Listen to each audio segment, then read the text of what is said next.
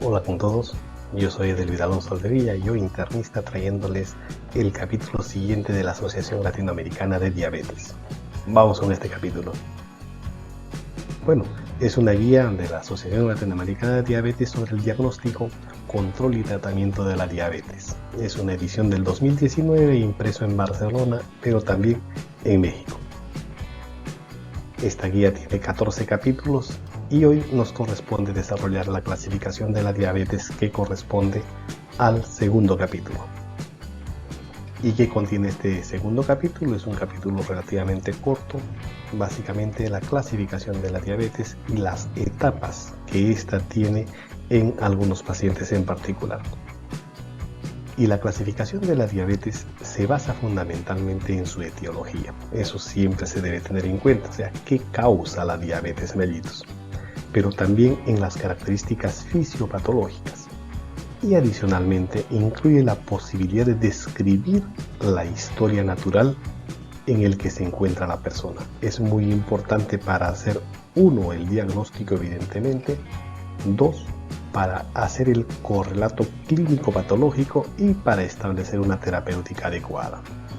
Y esta clasificación contempla 4 grupos: la diabetes tipo 1, la diabetes tipo 2, la diabetes gestacional y otros tipos específicos de diabetes. Cada una de estas la vamos a ir desarrollando en esta presentación. La diabetes tipo 1 suele generarse como consecuencia de una destrucción progresiva de las células beta que conducen a una deficiencia absoluta de insulina.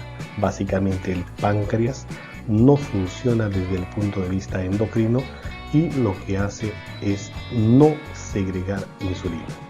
Las primeras manifestaciones clínicas suelen iniciarse alrededor de la pubertad, cuando ya la función se ha perdido en grado sumo en el páncreas. Estos pacientes van a requerir insulinoterapia para que puedan sobrevivir. Sin embargo, existe una forma de presentación de lenta progresión. A este grupo pertenecen aquellos casos denominados por algunos como diabetes autoinmune latente del adulto. Pero recientemente se ha reportado una forma de diabetes tipo 1 que requiere insulina, pero no está asociada a la presencia autoinmunitaria. ¿Qué quiere decir eso? Que vamos a encontrar dos tipos de diabetes tipo 1. Aquella mediada por anticuerpos, que es la autoinmune, como consecuencia de una destrucción de las células beta por presencia de anticuerpos. Los anticuerpos acá señalados: anti-GAD65, anticélulas de los islotes del páncreas, antitirosina fosfatasa y antiinsulina. Y el otro grupo, aquel que se denomina idiopático, medición de los anticuerpos conocidos dan resultados negativos. Esto es fundamental para hacer una clasificación dentro de este grupo de diabetes tipo 1. Entonces, los diabéticos tipo 2 llegan a requerir insulina en alguna etapa de su vida, pero también los diabéticos tipo 1 pueden progresar lentamente o tener periodos largos de remisión sin requerir la terapia insulínica.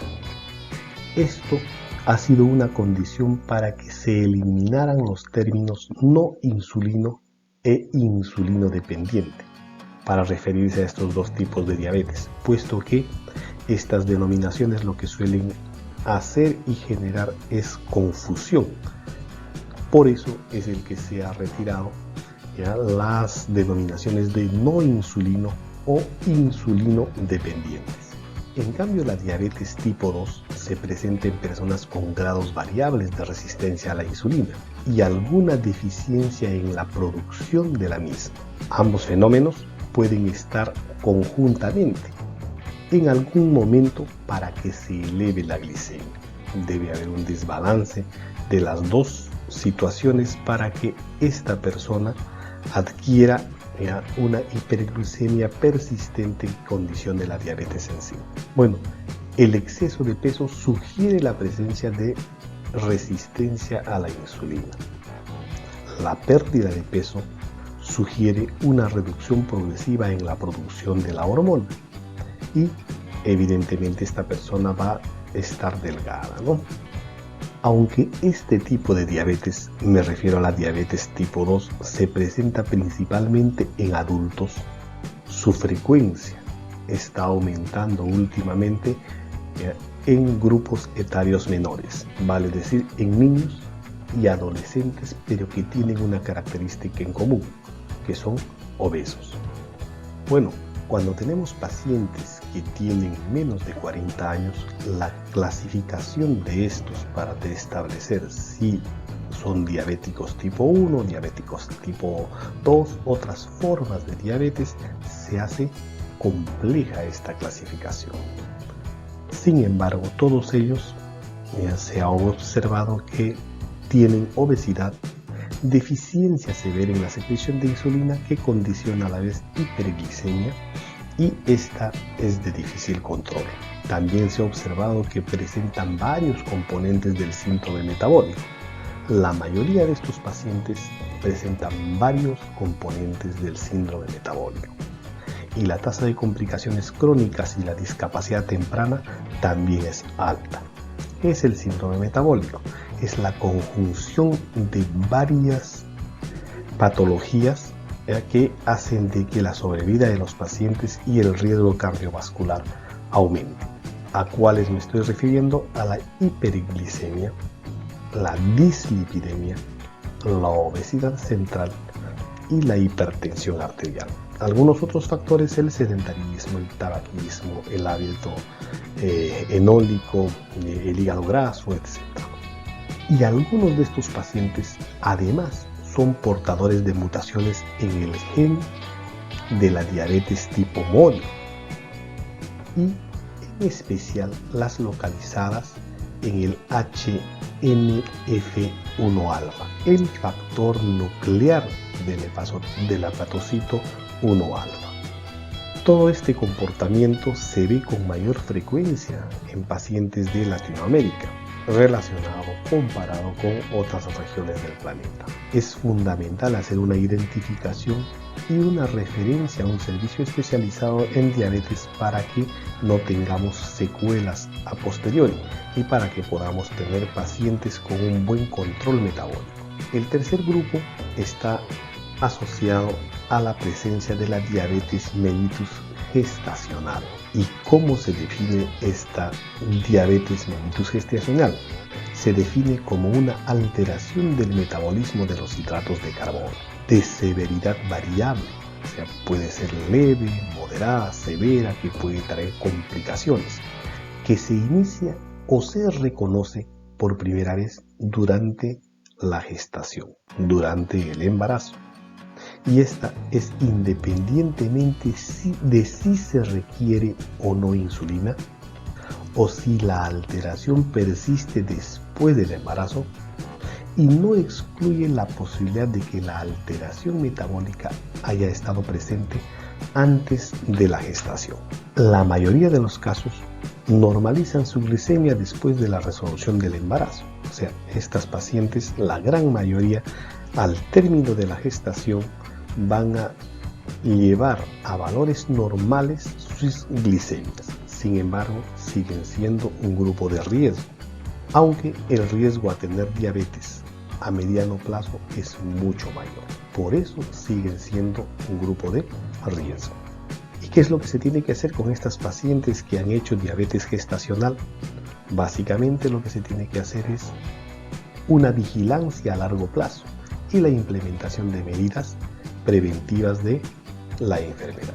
Y el cuarto grupo de la clasificación de la diabetes mellitus suele agrupar a otros tipos específicos de la diabetes, defectos genéticos de la función de la célula beta con su vasta presencia y tipología, defectos genéticos de la acción de la insulina con algunas de las tipologías y la enfermedad en sí, enfermedades del páncreas exocrino, como por ejemplo la pancreatitis, el trauma del páncreas, una pancreatectomía, neoplasias, fibrosis quística, hemocromatosis, pancreatopatía, fibrocalculosa, etc.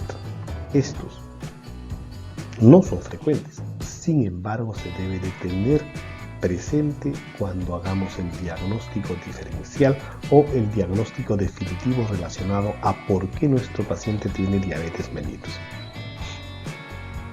Endocrinopatías. La acromegalia suele cursar con hiperglicemia y posteriormente diabetes, el síndrome de Cushing, alguna patología neoplásica como el glucagonoma o el feocromocitoma.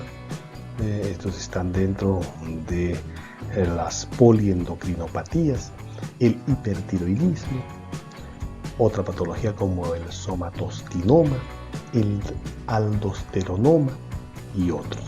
Estas están dentro del grupo de las endocrinopatías, y las otras relacionadas a la inducida por drogas o químicos, los glucocorticoides. Es fundamental tener en cuenta este tema. Hay pacientes que por consumo permanente, persistente y en altas dosis en algunos casos de glucocorticoides van a hacer diabetes secundaria en este caso. Presencia de hormonas tiroideas, diazóxidos, agonistas beta-adrenérgicos, tiazidas, fenitoína, alfa-interferón, antirretrovirales, inmunosupresores, etc. Las infecciones, ¿no? Hay algunas infecciones que son virales que pueden lesionar el páncreas en un momento determinado y va a condicionar una disminución de su función y a la vez diabetes. Formas poco comunes de diabetes mediada inmunológicamente son enfermedades raras que acá se les comenta, el síndrome del hombre rígido, por ejemplo, anticuerpos contra el receptor de la insulina y otros. Otros síndromes genéticos, algunas veces asociados con diabetes, el síndrome de Down, el síndrome de Klinefelter, el síndrome de Turner, de Wolfman, ataxia de Friedreich, atrofia miotónica, etc. Ahora nos centraremos en desarrollar las etapas de la diabetes mellitus. La posibilidad de identificar la etapa en la que se encuentra la persona con diabetes mellitus facilita las estrategias de manejo. Por eso es importante establecer en qué etapa está nuestro paciente, para que a la vez determinemos la estrategia de manejo, podamos llegar más fácilmente a un control metabólico. Vamos a tener entonces a pacientes con normoglucemia en una primera instancia. ¿Qué significa eso? Que vamos a tener niveles de glucosa normales. Los procesos fisiopatológicos que conducen a la diabetes ya han comenzado o ya se han reconocido. Incluye a aquellas personas con alteración potencial o previa de la tolerancia a la glucosa. Vamos a tener entonces pacientes que están teniendo una normoglucemia, pero desde el punto de vista fisiopatológico ya existe alteración. Un ejemplo sería la resistencia a la insulina y a la vez insulinemia, pero que está todavía con una normoglicemia. La hiperglicemia en sí, niveles de glucosa superan al límite normal. El control metabólico el cuerpo lo está perdiendo. Por eso es el que ya comenzamos a tener en el paciente una hiperglicemia. Esto va a generar una regulación alterada de la glucosa. Incluye la glicemia de ayuno alterada y la intolerancia a la glucosa.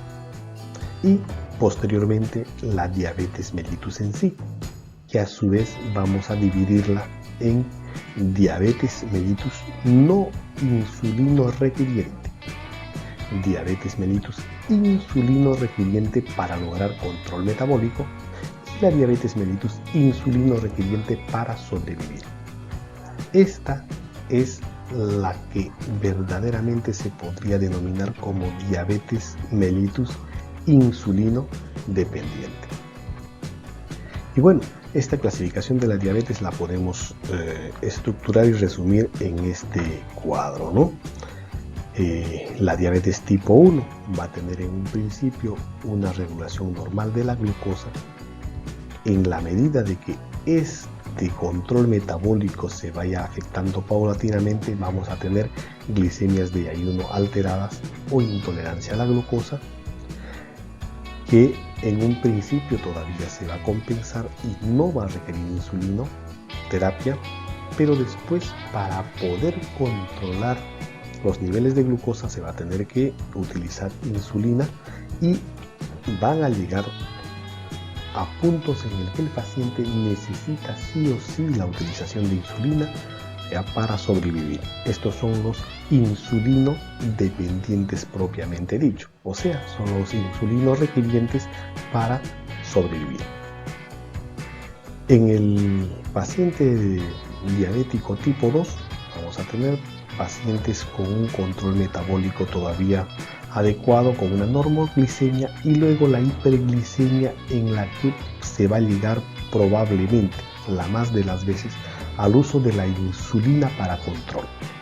Ellos también podrían llegar en algún momento para utilizar la insulinoterapia de uso para sobrevivir. En otros tipos de diabetes va a ser la historia natural de la enfermedad semejante, de la misma forma que en la gestacional. Tener en cuenta que en la gestacional, al término de la misma, lo más probable, en la gran mayoría de las pacientes, ellas van a retornar a unas glicemias normales. Sin embargo, el riesgo va a continuar. Bien, con esto estamos terminando este episodio del segundo capítulo relacionado a la clasificación de la diabetes. Nos vemos la próxima semana. Gracias.